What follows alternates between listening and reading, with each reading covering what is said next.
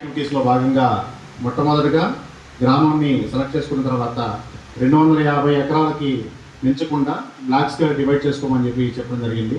అలా డివైడ్ చేసినటువంటి ప్రతి బ్లాక్కి కూడా 2 సర్వేయర్లు, ఒక విఆర్ఓ, ఒక విఆర్ఏని టీమ్గా ఏర్పాటు చేసి వాళ్ళని ప్రీ సర్వే కింద ముందుగా విఎస్ని village boundary and block boundary చేసుకుంటారు. అదే టైంలో సైమల్టేనియస్గా విఆర్ఓస్ ద్వారా ఎఫ్పిఓఎల్ఆర్ వర్క్ కూడా కంప్లీట్ చేయించమన్నారు.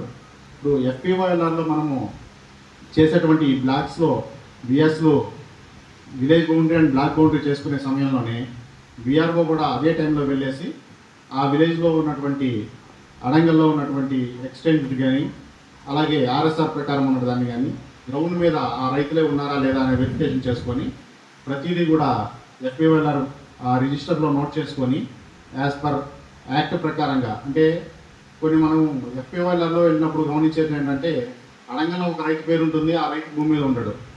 ఆ భూమి మీద వేరే రైతు ఎవరో వచ్చి ఉంటారు. అతనికి ఎలా సంక్రమించింది అన్న విషయాన్ని విచారణ చేసుకొని ఆ రైతు దగ్గర నుంచి సంబంధించిన డాక్యుమెంట్ తీసుకొని వాళ్ళని మ్యుటేషన్ రైస్ చేయించడం. ఖాతా నెంబర్ ఉన్నవైతే డైరెక్ట్గా మ్యుటేషన్ అవుతాయి, మోషన్ ఖాతాలు ఉన్నవి ఎఫ్పిఓఎల్ఆర్లో మ్యుటేషన్ రైస్ కావడం లేదు. సో వాటికి ఏం చేస్తామంటే మీరు వెళ్ళిన రోజునే రైతు దగ్గర నుంచి డాక్యుమెంట్స్ తీసుకొని ఎఫ్పిఓఎల్ఆర్ ద్వారా మ్యుటేషన్ రైస్ చేయకుండా దాన్ని ఐడెంటిఫై చేసి దానికి సంబంధించినటువంటి రిపోర్ట్ అంతా కూడా తయారు చేసి మనకున్నటువంటి ప్రస్తుత గైడ్లైన్స్ ప్రకారం జాయింట్ కలెక్టర్ గారికి పంపడం, జాయింట్ కలెక్టర్ గారి దగ్గర నుంచి ఉత్తర్వులు వచ్చిన తర్వాత దాన్ని నమోదు చేయడం చేయాలి. అలాగే డెత్ ఖాతాస్ ఏమన్నా ఉంటే వాళ్ళ యొక్క ఫ్యామిలీ మెంబర్స్ని పిలిచి ఫ్యామిలీ మెంబర్స్ యొక్క మ్యూచువల్ కన్సెంట్తో వాటన్నిటిని కూడా సరిచేసి వాళ్ళ పేర్ల మీద ఇంప్లిమెంట్ చేయించాలి. అట్లాగే కొన్ని గవర్నమెంట్ ల్యాండ్స్ అంటే పట్టా ల్యాండ్స్ ల్యాండ్ అక్విజిషన్ జరిగి గవర్నమెంట్ ల్యాండ్గా అంటే కాలువలు వేయడము లేదా రోడ్డు వేయడం చేసుకుంటారు. But on ground web land record ప్రకారం అవి ఇంకా పట్టా ల్యాండ్ కానీ వాళ్ళ పేర్ల మీదే ఉంటాయి. అట్లాంటివన్నీ కూడా ఐడెంటిఫై చేసి వాటికి కన్సర్న్ రైతుని ఇచ్చి కన్సర్న్ తీసుకొని గవర్నమెంట్ ల్యాండ్గా మ్యుటేషన్ చేయడం కోసంగా జాయింట్ కలెక్టర్ గారికి ప్రపోజల్ పంపించాలి. అట్లాగే కొన్ని పట్టా ల్యాండ్స్ గవర్నమెంట్కి ఇచ్చున్నారు, కొన్ని గవర్నమెంట్ ల్యాండ్స్ పట్టాకి ఇచ్చున్నారు. అంటే ల్యాండ్ ఎక్స్చేంజ్ ద్వారా కూడా కొన్ని చోట్ల జరిగి ఉన్నాయి. అట్లాంటివి ఏమన్నా ఉంటే ఆ యొక్క రైతుల నుంచి మనం కన్సల్ట్ తీసుకొని దాన్ని కూడా ప్రపోజల్ పంపించాలి గవర్నమెంట్ ల్యాండ్ని పట్టా ల్యాండ్గా మార్చడం కోసంగా అడంగల్లో. ఇంకా కొన్ని ఏంటంటే అసైన్మెంట్ ల్యాండ్స్ ఉన్నాయి.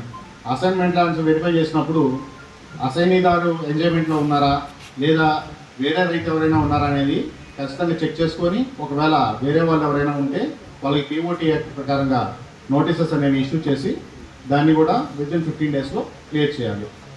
అట్లాగే జీరో ఎక్స్టెంట్ ఉన్నటువంటి ఖాతాలు ఉన్నాయి. వాటన్నిటిని మనం ఎఫ్పిఓఎల్ఆర్లో డిలీట్ చేయడానికి డైరెక్ట్గా ఆప్షన్ లేనప్పటికీ ఐడెంటిఫై చేసి వాటికి సంబంధించిన ప్రపోజల్స్ని కలెక్టర్ గారికి పంపించాలి. అట్లాగే ఇంకోటి ఏంటంటే ల్యాండ్ హోల్డర్స్ జాయింట్ పట్టాదార్స్ ఉంటారు, ఒకే సర్వే నెంబర్ మీద మల్టిపుల్ మెంబర్స్ ఉంటారు. అట్లాంటి వాళ్ళని కన్సల్ట్ తీసుకొని సబ్ డివిజన్ చేయడానికి అవకాశం ఉంటే సబ్ డివిజన్కి ప్రపోజల్ పెట్టడం, లేదు వాళ్ళు ఫ్యామిలీ అంతా కూడా మేము కలిసే ఉంటాము అంటే అలానే ఉండేటట్టుగా ప్రపోజల్ పంపించడం చేయాలి. మెయిన్ ఇంకొకటి ఏంటంటే ఎంక్రోచ్మెంట్స్, గవర్నమెంట్ ల్యాండ్లో ఉన్నటువంటి ఎంక్రోచ్మెంట్స్ ఏమేమి ఉన్నాయో వాటన్నిటిని కూడా ఐడెంటిఫై చేసి ఆ ఎంక్రోచర్స్ అందరికీ కూడా ల్యాండ్ ఎంక్రోచ్మెంట్ యాక్ట్ లేదా ల్యాండ్ గ్రాబింగ్ యాక్ట్ ప్రకారంగా నోటీసెస్ అనేవి ఇష్యూ చేసి ఆ ఎంక్రోచ్మెంట్స్ తొలగించడం కోసంగా యాక్షన్ తీసుకోవాలి. సో ఇవన్నీ కూడా మనకు ప్రీ సర్వే యాక్టివిటీస్లో జరిగి మనం వాటిని 100% చేయగలిగితే రీసర్వే తర్వాత వచ్చేటువంటి రికార్డు చాలా క్లీన్గా అలాగే డిస్ప్యూట్ ఫ్రీగా ఉంటుంది. అది మనం కూడా హ్యాపీగా సర్టిఫికేట్ ఇవ్వడానికి కానీ లేదా తర్వాత అక్కడ ఉద్యోగం చేసేటువంటి విఆర్ఓ కానీ విఎస్కి కానీ ఎలాంటి ఇబ్బందులు లేకుండా ఉండొచ్చు.